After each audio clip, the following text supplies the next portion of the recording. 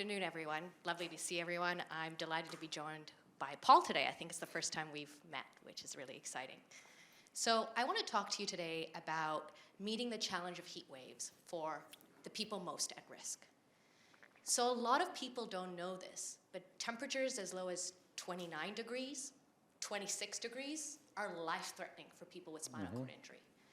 The reason why is that people with spinal cord injury and other neurological conditions, as Paul has taught us, do not experience temperature the same way because of a lack of heat regulation.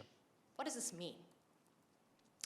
Overheating can result in losing consciousness, extreme spasm, extreme fatigue. So this idea we have that, if you're overheating, you can call a friend, call 911, get to a cooling center.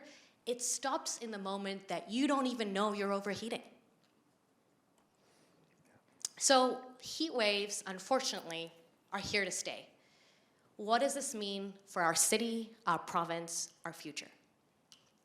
So we interviewed over 30 people just to start, and then that scaled to 140 people, including Paul. And we asked them, what would you like to see, given we don't have unlimited money, we don't have unlimited time to address this issue? And the biggest finding, which seems really obvious, but took us a while to get our heads around, is people wanted cooling on the go. They wanted to be independent. A lot of times people think if people have cooling at home, that's great, but questions were asked of, well, how do I go and get my own groceries? How do I go outside and access my community and my services without having something that travels with me? So we scanned what was out there. We had 10 days to find cooling technology because it was May 30th, summer's here. What we found out in the community were technologies, for the most part, that weren't designed for people with disabilities. But we didn't have time to ask for the perfect device. We found devices like cooling vests with cooling packs that are used by frontline workers. We found net cooling, which provides cooling for huge populations in Asia, but aren't being mainstream here. So bringing together our Plex community, people with lived experience, Technology for Living, our nonprofit partner, BC Hydro, who kindly sponsored this project, and engaging with our world-class team of clinicians and climate experts and innovators, we reached 140 people in 80 days. This includes calling everyone, reaching out to 96 organizations, postering it up.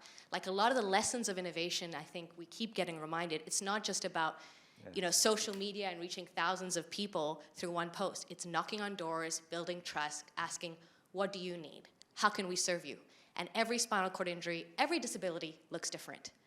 What was exciting for us to see was not only that everyone felt that after getting this portable device, a cooling vest, an improvement in their quality of life that they self-reported, but the personal stories, which Paul is going to be sharing and others, of I can actually experience my summer. I can actually feel so comfortable that I feel safe in my own home and city. Look, the climate crisis, the reason why we're here, is a health crisis. And we want your support as innovators, industry leaders, to not only look at the solutions we've put together and scale them, but help us build better ones that are actually designed for people with disabilities. Help us build better cooling that's lower impact on the environment. The journey has already started, would leave us behind today. To ground us in the work that we do, I want to quote one of our peers in the community, Darren, who has a spinal cord injury. He says the vest is brilliant. He thinks they should be issued to all people with spinal cord injury who, like him, have no ability to sweat. It was a difference between struggling and feeling ill and being able to go out and enjoy the days.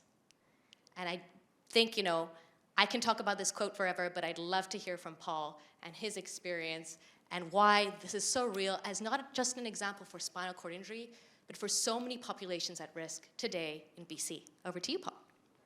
Thanks, Arushi. Thank you. Thanks for coming this afternoon. I'd like to briefly share with you how the Praxis cooling vest has kept me out of emergency and given me back some fun summer life. Oops, sorry. Whoa, that was scary, because Just like in 2021, I was scared and I felt vulnerable because of the heat waves. Yes. You see, because my spinal cord injury is up here at T5, I can't feel below here, I can't sweat. I can't tell when I'm becoming a pressure cooker inside.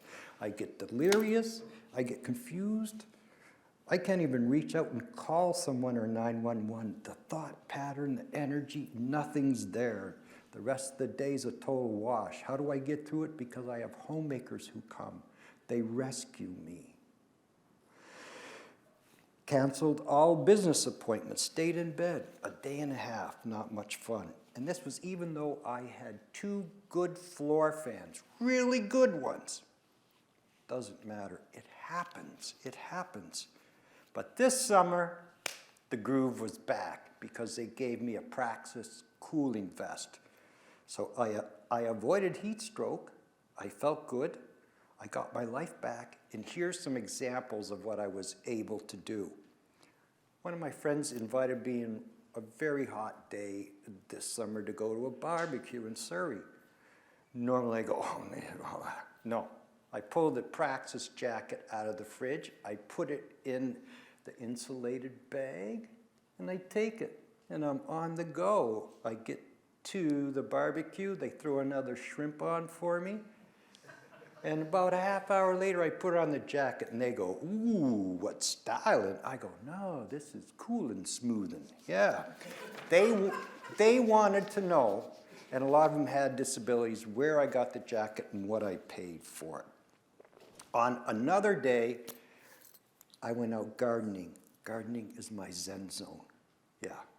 Hot day, no problem. Pulled the vest out of the fridge, put it on, and I went outside. Lots of digging and bending over and moving dirt.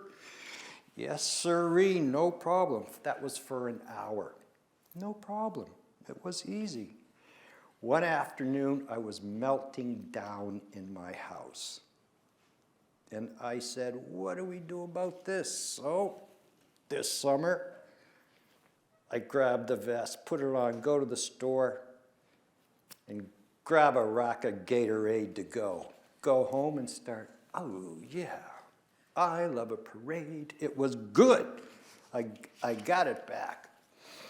Now my jacket has also really been useful to helping me fulfill my responsible duties as a vice president at my housing co-op and also running my own consulting business. Before this summer and the jacket, this was just not going to be possible. It was kind of like, okay, folks, I'll talk to you in a couple months, maybe. Right? No. Put on the jacket. I can do that stuff. I can think clear. I can stay clear. Yeah. But the sad reality for myself and most people with spinal cord injuries, in fact, most people with disabilities who I know, is we can't afford the jacket. We can't afford this life-saving jacket.